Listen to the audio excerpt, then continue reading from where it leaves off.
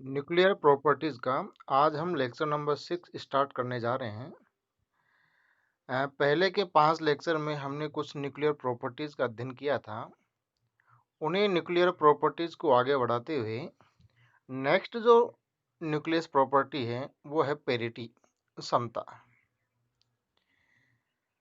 हमने परमाणु मॉडल पढ़ा था और परमाणु मॉडल में ये देखा कि इलेक्ट्रॉन विभिन्न कक्षाओं में रहते हैं, नाभिक के चारों ओर विभिन्न कक्षाओं में स्थित रहते हैं। यदि हमें उन इलेक्ट्रॉनों की स्थिति को निरूपित करना है कि कौन सी कक्षा में है, तो उन इलेक्ट्रॉनों की स्थिति को निरूपित करने के लिए क्लासिकल मैकेनिक्स के अनुसार हमें 4 क्वांटम नंबर की आवश्यकता पड़ती है।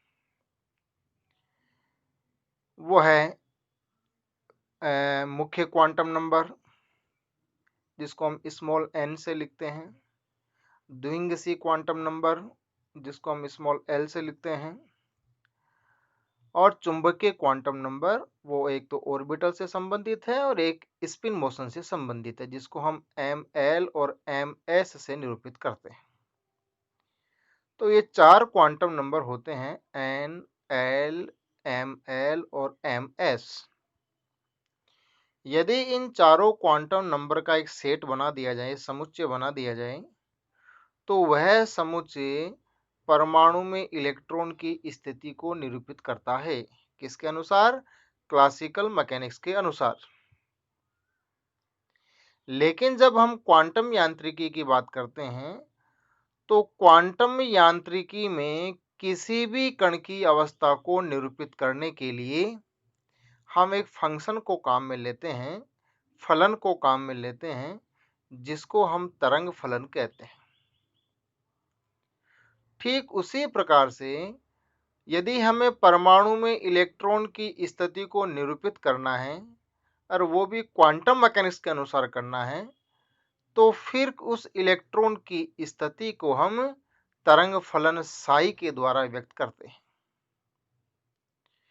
ये जो तरंग फलन साई है, ये कार्तीय निर्देशांकों पर निर्भर करता है और कार्तीय निर्देशांक यहाँ पर 3 है, x, y और z। यहाँ पर ये जो निर्देशांक है, यदि इन निर्देशांकों को हम इस प्रकार से परिवर्तित कर दें, जैसे x को माइनस x से, y को माइनस y से या z को माइनस z से, तो फंक्शन में 2 प्रकार के परिवर्तन हो सकते हैं जिनकी संभावना है। और इसको समझाने के लिए साइड में देखिए, हमने एक फंक्शन लिया है cos x। ये को मान लेते हैं फलन है, एग्जाम्पल के तौर पर ये फंक्शन cos x है, और यदि इस x को हम माइनस x से निरूपित कर दें या माइनस x से परिवर्तित कर दें, तो को पहले था फंक्शन cos x, बाद में हमने x को माइनस x से जब चेंज कर दिया तो भी फंक्शन cos x ही रहता है, क्योंकि cos minus x is equal to cos x। इसका मतलब ये हुआ कि जब हमने निर्देशांक x को माइनस x से परिवर्तित किया तो भी वेव फंक्शन पर कोई प्रभाव नहीं हुआ, जैसा था वैसा का वैसा रहा। अब एक दूसरा वेव फंक्शन लेते हैं, जैसे sin x। ये मान लेते कि ये वेव फंक्शन है और इस x की जो वैल्यू है उसको हम चेंज कर रहे हैं माइनस x से, तो sine minus x is equal to होता माइनस साइन x। पहले हमारे पास फंक्शन था साइन x, और जब x को हमने माइनस x से परिवर्तित कर दिया, चेंज कर दिया, तो वेव फंक्शन हो गया माइनस साइन x। अर्थात जो पहले का वेव फंक्शन था वो वेव फंक्शन -1 से मल्टीप्लाई हो गया। तो यहाँ पर ये 2 संभावनाएं बनती है कि यदि हम x को माइनस x से, y को माइनस y से और z को माइनस z से परिवर्तित कर दें, तो या तो वेव फंक्शन जो पहले था वही बना रहता जैसे cos x बना रहा, या वह वेव फंक्शन -1 से मल्टीप्लाई हो जाता है, अर्थात विथ नेगेटिव साइन हो जाता है, जैसे हमने वेव फंक्शन साइन x लेके समझा। तो जब हम निर्देशांकों को समीकरण 1 के अनुसार परिवर्तित करते हैं तो वेव फंक्शन जो है उसकी दो बातें हो सकती है, एक तो इक्वेशन नंबर सेकंड की वेव फंक्शन वही बना रहे, और एक इक्वेशन नंबर थर्ड कि वह वेव फंक्शन माइनस साइन के साथ मल्टीप्लाई हो जाए। ये तो हुआ अपना रूपांतरण। अब इस रूपांतरण में ये जो अपने पास इक्वेशन फर्स्ट है जिसमें हमने x को -x से, y को -y से और z को -z से रूपांतरित किया है, तो ये इक्वेशन फर्स्ट जो है वो कहलाती है पेरिटी रूपांतरण समीकरण। इक्वेशन फर्स्ट क्या कहलाती है? Parity transformation equation. अब आते हैं इक्वेशन सेकंड और इक्वेशन थर्ड पे। तो ऐसे वेव फंक्शन जिनके लिए समीकरण दो सत्य है उन्हें हम कहते हैं कि सम पेरिटी वाले तरंग फलन। कि वो तरंग फलन कैसे हैं? इवन पेरिटी वाले हैं, सम पेरिटी वाले हैं। और जिन वेव फंक्शन के लिए इक्वेशन थर्ड सत्य है उन्हें हम कहते हैं विषम पेरिटी वाले तरंग फलन। हम बात कर रहे थे नाभिक की पेरिटी की, तो अभी हम नाभिक की पेरिटी पर नहीं आए हैं, सिर्फ अपन अभी इस बात की चर्चा कर रहे हैं कि वेव फंक्शन क्या होता है और पेरिटी रूपांतरण क्या होता है, और पेरिटी रूपांतरण में किस वेव फंक्शन को हम सम पेरिटी वाले वेव फंक्शन कहेंगे और किस वेव फंक्शन को हम विषम पेरिटी वाले वेव फंक्शन कहेंगे, तरंग फलन कहेंगे। और वो हमने देखा कि इक्वेशन फर्स्ट जो है वो कहलाती है पेरिटी रूपांतरण, और इक्वेशन टू और थर्ड ये बताते हैं कि कौन से वेव फंक्शन तो इवन पेरिटी वाले होंगे और कौन से वेव फंक्शन ओड पेरिटी वाले होंगे। अब आते हैं कि ये वास्तव में पेरिटी रूपांतरण है क्या। जो इक्वेशन फर्स्ट हमने ली है कि ये पेरिटी रूपांतरण क्या है, तो ये जो समीकरण एक है पेरिटी रूपांतरण जो लिया है वो एक प्रकार से मूल बिंदु के आर पार निर्देशांकों का परावर्तन है।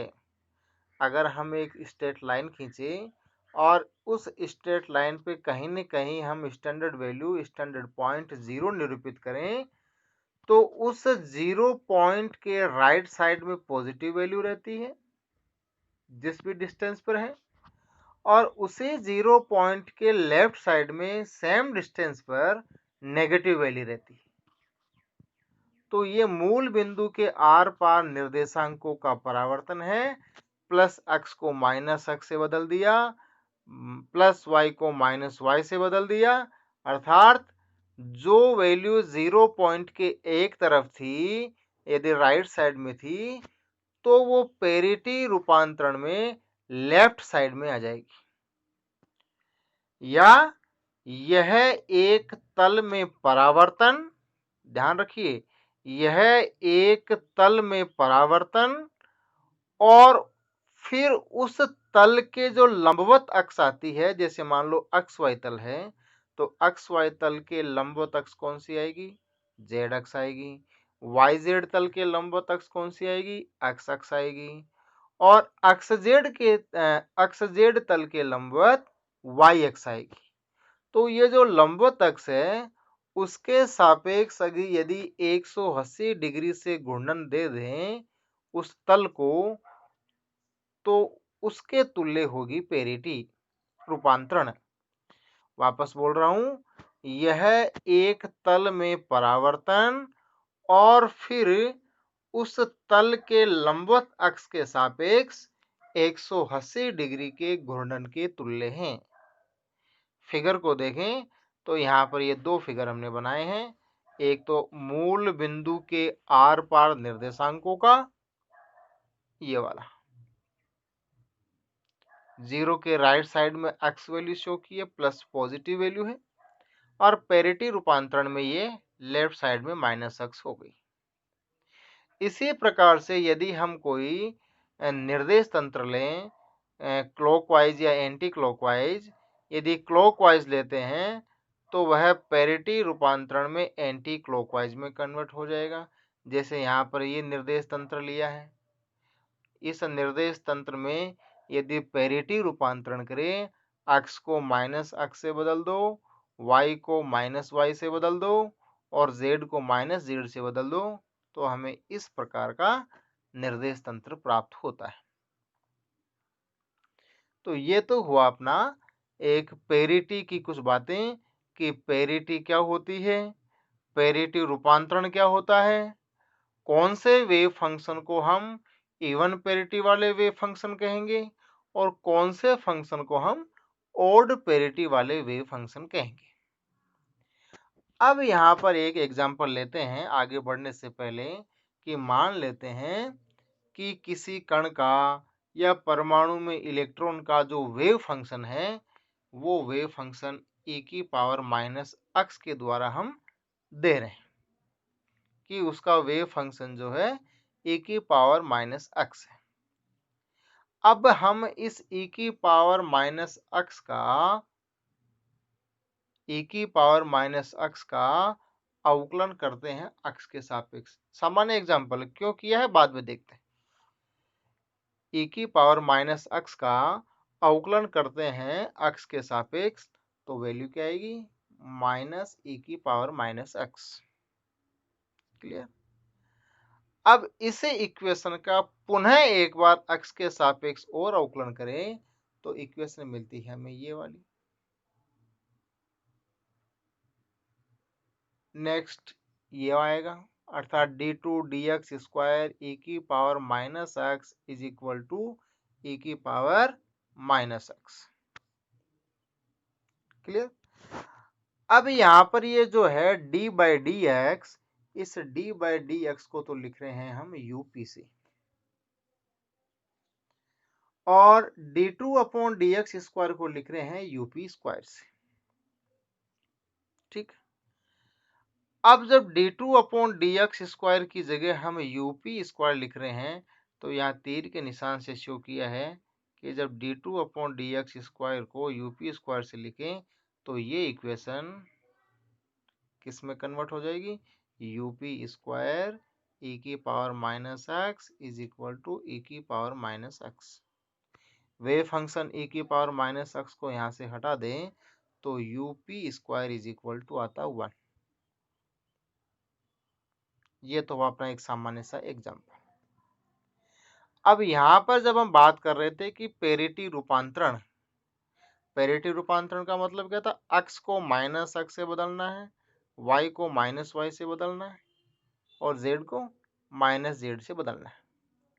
यहाँ हमने एग्जाम्पल लिया e की पावर माइनस x का, तो इस e की पावर माइनस x का जब हमने एक बार अवकलन किया, या दूसरे शब्दों में कह रहा हूं पैरिटी रूपांतरण किया, ये जो अवकलन कर रहे हैं इसको आप ये मान लीजिए कि हम पैरिटी रूपांतरण कर रहे हैं। सामान्य भाषा है नहीं वैसे, लेकिन एक बार इसको ऐसा मान लीजिए कि हम इसका पैरिटी रूपांतरण कर रहे हैं। किस प्रकार से एक बार अवकलन करके। तो जब एक बार अवकलन किया या जब हमने एक बार पैरिटी रूपांतरण किया तो wave function with negative sign आया। फिर हमने दूसरी बार फिर पैरिटी रूपांतरण कर रहे हैं तो अपने को वापस फिर से वही पे वेव फंक्शन मिल जाता है। तो इसका मतलब ये हुआ कि यहाँ पर पैरिटी रूपांतरण कर कौन रहा है d बाई डी एक्स। इस d बाई डी एक्स को कहते हैं हम संकारक, जो कि पैरिटी रूपांतरण करने के लिए उत्तरदायी है। उसको क्या कह रहे हैं हम, एक नया वर्ड दे रहे हैं ऑपरेटर, जो कि पैरिटी रूपांतरण कर रहा है जिसको नाम दिया हमने संकारक ऑपरेटर। यदि हम इसको वेव फंक्शन पर 2 बार अप्लाई कर दें, जैसे एक बार अप्लाई किया तो डी बाई डी एक्स एक बार अवकलन, 2 बार अवकलन करने का मतलब है कि इसको हमने 2 बार वेव फंक्शन पे लगा दिया, और जब 2 बार वेव फंक्शन पे लगा दिया तो अपने को वापस वही वेव फंक्शन यहाँ मिल गया, ये जो है।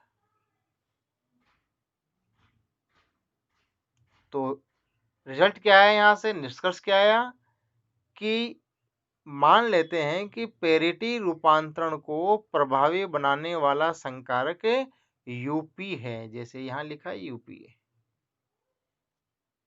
एग्जाम्पल में हमने डी बाई डी एक्स लिया है, लेकिन यहाँ पर हम इसको कॉमन वर्ड लेंगे और वो कॉमन वर्ड है यूपी।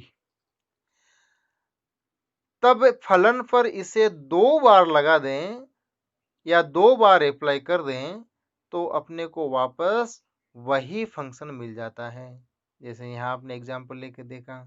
अतः पेरिटी संकारक में निम्न गुण होता है और वो गुण अपने यहां से लिया, UP square is equal to 1। अब क्वांटम मैकेनिक्स में भी ये ऑपरेटर आते हैं, और उस क्वांटम मैकेनिक्स के ऑपरेटर में जब डेफिनेशन देखते हैं तो डेफिनेशन आती है कि जो पेरिटी संकारक होते हैं, पेरिटी ऑपरेटर होते हैं, वो एकिक संकारक होते हैं, यूनिट ऑपरेटर होते हैं। यूनिट ऑपरेटर होने का मतलब है उनकी आइगन वैल्यू 1 रहेगी, यूनिट रहेगी। और वहां से इसकी प्रॉपर्टी देखें तो यूनिट संकारक की प्रॉपर्टी होती है ये वाली। अभी इसको आप समीकरण जो 5 लिखिए ऐसे ही याद रख लीजिए। इसको पढ़ेंगे, यूपी ऊपर प्लस का साइन लिखा है, इस प्लस के साइन को हम डेगर कहते हैं। क्या कहते हैं? डेगर। तो U P dagger, U P is equal to 1, ये प्रॉपर्टी होती है एकिक संकारक की। इसको आप अभी ऐसे लर्न कर लीजिए, क्वांटम मैकेनिक्स जब पढ़ेंगे तो आपको यहाँ वहां ये क्लियर हो जाएगा। अब इक्वेशन 4 और 5 को दोनों ही इज इक्वल टू 1 है, तो जब दोनों को इक्वल करते हैं तो इक्वल करने पर अपने पास इक्वेशन आती है ये। इसी इक्वेशन को हमने इस रूप में लिखा है, और इस रूप में लिखने पर ये वैल्यू अपने को मिलती है, UP is equal to UP dagger. अब ऐसे संकारक जिनके लिए ये जो ब्रैकेट वाली प्रॉपर्टी है ये वाली, ये लागू हो, UP is equal to UP dagger, वो संकारक कहलाते हैं हर्मिशियन ऑपरेटर, हर्मिट संकारक। और हर्मिट संकारक की क्या प्रॉपर्टी है कि हर्मिट संकारक के आइगन मान या इनके मान वास्तविक होते हैं और ऑब्जर्वेबल होते हैं, प्रेक्षण योग्य होते हैं। अब आगे बढ़ते हैं हम क्वांटम मैकेनिक्स में, कि क्वांटम मैकेनिक्स में किसी भी संकारक के लिए इक्वेशन कैसे लिखते हैं, जिसको हम आइगन वैल्यू इक्वेशन कहते हैं। यहाँ पर जो हमने वेव फंक्शन साई लिया है क्वांटम मैकेनिक्स में, इसी वेव फंक्शन को हम आइगन फंक्शन कहते हैं। उसी को हम क्या कहते हैं? आइगन फंक्शन कहते हैं। और जो ऑपरेटर लिया है, यहाँ पर पेरिटी ऑपरेटर यूपी लिखा है, वहां कॉमन वर्ड हम ऑपरेटर लेते हैं, संकारक लेते हैं। तो जब भी किसी वेव फंक्शन पर या फंक्शन पर हम ऑपरेटर को अप्लाई करते हैं, ऑपरेटर को अप्लाई करते हैं, तो या तो वेव फंक्शन अपने को वही मिल जाता है पॉजिटिव साइन के साथ, या फिर वेव फंक्शन नेगेटिव साइन के साथ हमको मिलता है। एग्जाम्पल के तौर पर देखें तो यहाँ जैसे हमने e की पावर माइनस x लिया था वेव फंक्शन, इसका हमने एक बार अवकलन किया तो हमको विथ नेगेटिव साइन मिला वेव फंक्शन। उस स्थिति में d बाई डी एक्स को तो हम कहते हैं ऑपरेटर, e की पावर माइनस x को कहते हैं हम वेव फंक्शन, और जो विथ नेगेटिव साइन आया -1 ये जैसे हैं, इसको हम कहते हैं आइगन वैल्यू। वो कितनी है? -1। और अगर यहाँ पर e की पावर माइनस x की जगह e की पावर प्लस x होता और फिर हम इसका अवकलन करते तो ये नेगेटिव साइन नहीं आता, यहाँ पर सिर्फ पॉजिटिव साइन रहता। तो उस स्थिति में d बाई डी एक्स तो रहता ऑपरेटर, e की पावर प्लस x रहता है आइगन फंक्शन, और ये माइनस की जगह आती है प्लस 1 वैल्यू, वो कहलाती है आइगन मान, आइगन वैल्यू। तो उस फॉर्म में जब हम इसको लिखें तो d बाई डी एक्स की जगह तो लिखा है यूपी। यहाँ पर यदि क्वांटम निकाय की किसी स्थायी अवस्था का तरंग फलन साई आर पेरिटी संकारक का आइगन फलन है, तो देखो यहाँ जैसे d बाई डी एक्स लिखा तो यहाँ यूपी लिखा है, e की पावर माइनस या प्लस x की जगह साई आर लिखा है, इज इक्वल टू अप्लाई करने पर या तो -1 साइन आएगा या +1 आएगा, उसकी जगह p लिखा है, और वापस वही वेव फंक्शन साई आर लिखा। तो ये जो -1 वैल्यू और +1 वैल्यू आ रही है, ये वैल्यू कहलाती है आइगन मान इक्वेशन, आइगन मान क्या कहलाती है, आइगन मान। और पेरिटी ऑपरेटर के लिए यह वैल्यू या तो +1 होगी या -1 होगी। ये क्वेश्चन कई बार एग्जाम में आया है कि पेरिटी संकारक की आइगन वैल्यू कितनी होती है, तो आंसर क्या होगा उसका कि पेरिटी संकारक की आइगन वैल्यू प्लस या -1 होती है। छोटे क्वेश्चन में आता है, एक एक नंबर के जो आते हैं उनमें। अब इस इक्वेशन पर ये जो लिखी हमने, इस इक्वेशन पर इस यूपी ऑपरेटर को पुनः एक बार लगाते हैं। तो पुनः एक बार लगाएं तो यूपी ब्रैकेट में UP psi is equal to P को कॉमन वैल्यू है, कांस्टेंट वैल्यू है, इसको हमने बाहर रखा संकारक के, और यूपी साई आर। सोल्व करने पर वैल्यू आती है UP square psi R is equal to P square psi R. दोनों तरफ से वेव फंक्शन को हटाए तो वैल्यू आती है UP square is equal to P square, और UP square is equal to equation number 4 से आती है इज इक्वल टू 1, तो वैल्यू आई अपने पास P square is equal to 1। जब इसको सोल्व करेंगे P square is equal to 1 को, तो पी इज इक्वल टू या तो वैल्यू आएगी +-1, या तो +1 या -1। अब जिस अवस्था के तरंग फलन के लिए p इज इक्वल टू +1 है, वह सम पेरिटी वाली अवस्था कहलाएगी, तथा जिसके लिए p इज इक्वल टू -1 है, वह विषम पेरिटी वाली अवस्था कहलाती है। आगे दो और प्रॉपर्टी दी है कि पेरिटी p एक मल्टीप्लिकेटिव क्वांटम नंबर है, गुणात्मक क्वांटम संख्या है। कैसे है इसको अपन आगे देखते हैं। और सेकंड पॉइंट जो है वो है कि विद्युत चुंबकीय अन्योन्य क्रियाएं और प्रबल अन्योन्य क्रियाओं में पेरिटी संरक्षित रहती है। प्रकृति में 4 प्रकार की क्रियाएं पाई जाती हैं, जिनमें से 2 तो यहाँ हमने लिखी है कि विद्युत चुंबकीय अन्योन्य क्रिया, और दूसरी है प्रबल अन्योन्य क्रिया। बाकी 2 कौन सी बच गई, एक तो बच गई वीक इंटरेक्शन, दुर्बल अन्योन्य क्रिया, और सेकंड बच गई ग्रेविटेशनल इंटरेक्शन, गुरुत्वीय अन्योन्य क्रिया। उन दोनों क्रियाओं में पेरिटी संरक्षित नहीं रहती, लेकिन विद्युत चुंबकीय और प्रबल अन्योन्य क्रियाओं में पेरिटी संरक्षित रहती है। तो ये तो हुई अपनी पेरिटी की सामान्य चर्चा। अब हम अध्ययन कर रहे थे नाभिक की प्रॉपर्टी का, तो अब हम लेंगे कि नाभिकीय अवस्थाओं की पेरिटी क्या होती है, या नाभिक की पेरिटी क्या होती है। नाभिक में क्या होते हैं, प्रोटॉन और न्यूट्रॉन रहते हैं।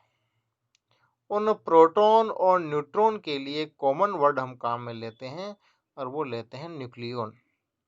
तो जब भी हम न्यूक्लियॉन की बात करेंगे तो इसका मतलब है कि हम प्रोटॉन और न्यूट्रॉन की बात कर रहे हैं। और एक स्टैंडर्ड वैल्यू है सर्वमान्य परिपाटी जो सब जगह लागू होती है, और सर्वमान्य परिपाटी के अनुसार क्या माना गया कि न्यूक्लियॉन जो है प्रोटॉन या न्यूट्रॉन की इनकी पेरिटी सम मानी गई है, इवन मानी गई है। अब बात करते हैं हम कि नाभिक में स्थित न्यूक्लियॉन की परिणामी पेरिटी। अब परिणामी पेरिटी मैंने यहाँ वर्ड नहीं लिखा है, इस गणना था नाभिक में स्थित न्यूक्लियॉन की परिणामी पेरिटी, यहाँ आना था परिणामी पेरिटी। अब परिणामी पेरिटी का मतलब क्या है? परिणामी पेरिटी का मतलब है कि किसी नाभिक में हो सकता है कि प्रोटॉन की संख्या एक से ज्यादा हो, हाइड्रोजन को छोड़ के रहेगी, हो सकता है न्यूट्रॉन की संख्या ज्यादा हो, तो उनकी परिणामी पेरिटी क्या होगी? तो नाभिक में स्थित न्यूक्लियॉन की परिणामी पेरिटी उसकी कक्षीय गति पर निर्भर करती है, उसकी कक्षीय गति पर निर्भर करती है। यदि न्यूक्लियॉन की क्वांटम संख्या L है, मान लेते हैं कि नाभिक में जो न्यूक्लियॉन है और उसकी कक्षीय क्वांटम संख्या L है, तब उसकी पेरिटी कितनी होगी? P इज इक्वल टू -1 की पावर L। एक फॉर्मूला है, सामान्य फॉर्मूला, इसको याद रखिएगा कि यदि किसी नाभिक में न्यूक्लियॉन की कक्षीय क्वांटम संख्या L है तो उसकी पेरिटी कितनी होगी? फॉर्मूला क्या है? P इज इक्वल टू -1 की पावर L। यहाँ L क्या है? कक्षीय क्वांटम संख्या, और कक्षीय क्वांटम संख्या L की वैल्यू जो है वो S के लिए होती है 0, P के लिए होती है 1, D के लिए होती है 2, S P D F G H जैसे अपन लिखते हैं, तो उनकी वैल्यू वैसे S P S से स्टार्ट होती है और S P D F G H ऐसे अपन लिखते हैं। तो S के लिए value L is equal to 0 रहती है और फिर उसके आगे +1 से बढ़ती जाती है। L इज इक्वल टू 0 से स्टार्ट होती है, L इज इक्वल टू 0, 1, 2, 3, 4 ऐसे।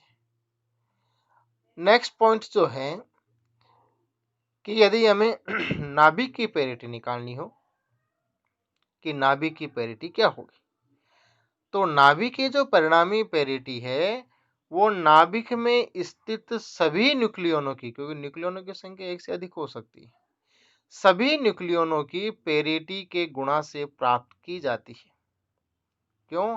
क्योंकि हमने ऊपर लिखा है, यहाँ देखो, पेरिटी P एक गुणात्मक क्वांटम संख्या है। यदि नाभिक में स्थित जितने भी न्यूक्लियन हैं उन न्यूक्लियनों की कक्षीय क्वांटम संख्या यहाँ लिखी, जैसे L1, L2, L3 dash dash dash, तब नाभिक की परिणामी पेरिटी होगी ये वाली, मल्टीप्लीकेटिव -1 की पावर L1, -1 की पावर L2, -1 की पावर L3। सोल्व करेंगे तो ये वैल्यू आएगी। आगे बढ़ें तो इन सब का सोल्व करने के बजाय कि किसी नाभिक की पेरिटी कैसे निकालें, तो उसके लिए फिर हम इस पॉइंट को काम में लेते हैं कि ये कई बार काफी लंबा पड़ता है। मान लो कि जैसे यूरेनियम है, यूरेनियम में 234 प्रोटॉन होते हैं, तो -1 की power L L L L L करोगे तो बहुत ज्यादा लंबा हो जाएगा। तो उसके स्थान पर कि हम नाभिक की पेरिटी को कैसे ज्ञात करें, तो पेरिटी ज्ञात करने के लिए सबसे बढ़िया जो पॉइंट है वो ये है, और वो क्या है कि नाभिक में एक अयुग्मित न्यूक्लियॉन, सारे युग्म में नहीं रहेंगे, यदि नाभिक में एक अयुग्मित न्यूक्लियॉन है तब नाभिक की पेरिटी जो है उस अयुग्मित न्यूक्लियॉन की पेरिटी के तुल्य होती है। अब अयुग्मित न्यूक्लियॉन से मतलब क्या है? एग्जाम्पल के लिए जैसे हम लिथियम को लेते हैं और लिथियम में प्रोटॉन की संख्या मान लेते 3 है और टोटल मास नंबर 7 है। अब इसमें प्रोटॉन की संख्या निकालें तो वो आती है 3 और न्यूट्रॉन की संख्या निकालें तो वो आती है 4। अब यहाँ पर न्यूट्रॉन तो युग्मित है, 2 पेयर बन रहे हैं, न्यूट्रॉन के आपस में 2 पेयर बन रहे हैं, युग्म में हैं, लेकिन प्रोटॉन में सिर्फ एक ही पेयर है, वो है शुरू के 2 प्रोटॉन का, और तीसरा प्रोटॉन जो है वो अयुग्मित है। तो इस तीसरा जो प्रोटॉन या तीसरा जो न्यूक्लियन है उसकी पेरिटी कितनी है, उस पेरिटी की जो उस न्यूक्लियन की जो पेरिटी होगी वही नाभिक की पेरिटी होगी। यहाँ पर एक कोष सेल मॉडल जो दिया है, इस सेल मॉडल के अनुसार हम किसी भी नाभिक की पेरिटी कैसे निकालें, तो उसके लिए इस फिगर को आपको लर्न करना पड़ेगा। पहली बात, यहाँ पर ये एनर्जी स्टेट दिए हैं और इन एनर्जी स्टेट में ये इस तरफ जो वैल्यू दी है ये वाली, ये तो है स्टेट को शो कर रही है। और इन स्टेट में कितने कितने न्यूक्लियन हैं वो इधर ये संख्या लिखी हुई है। सामान्य फॉर्मूला इसका 2l+1, ये जो एस के जैसे के लिए, जैसे इस एस के लिए, एस स्टेट के लिए l इज इक्वल टू 0 होता है, l इज इक्वल टू 0 होता है। तो 2l+1 is equal to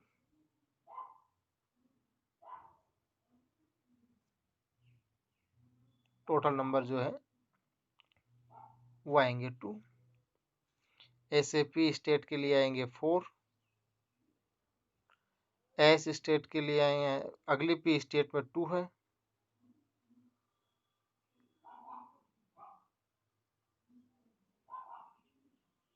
D state में 6 है, 1s हाफ में 2 है, 1d3/2 में 4 है। तो ये एक बार आप लर्न कर लीजिए। लर्न करने के बाद में, जैसे हमने अभी एग्जांपल दिया था कि लिथियम का, तो लिथियम के अंदर अयुग्मित क्या था, प्रोटॉन। अयुग्मित क्या था, प्रोटॉन। और कौन सा प्रोटॉन, तीसरा प्रोटॉन। तो तीसरे प्रोटॉन की वैल्यू निकालें तो शुरू के 2 प्रोटॉन तो इस स्टेट में आ जाएंगे और तीसरा प्रोटॉन किस में जाएगा, इस स्टेट में 1p3/2 में। p के लिए l इज इक्वल टू होता है -1 +1, l इज इक्वल टू होता है 1। और पेरिटी का सामान्य फॉर्मूला -1 की power l। l is equal to 1 रखेंगे, वापस लिख रहा हूं, -1 की पावर l, इस l की जगह 1 रखेंगे तो parity p is equal to आएगी -1। अर्थात लिथियम की पेरिटी कितनी है, ओड पेरिटी है, और वो उसकी आइगन वैल्यू कितनी है, -1। तो ये तो हुआ न्यूक्लियस की पेरिटी की वैल्यू, कि न्यूक्लियस की पेरिटी हम कैसे निकालेंगे। ऐसे ही हमको अन्य एग्जाम्पल भी ले सकते हैं। बस ज्ञात ये करना है कि उसमें अयुग्मित प्रोटॉन है कि न्यूट्रॉन है, और जो अयुग्मित न्यूक्लियन है उसकी जो पेरिटी होगी वही पेरिटी अपनी नाभिक की होगी। नेक्स्ट टॉपिक अब हम नेक्स्ट क्लास में देखेंगे।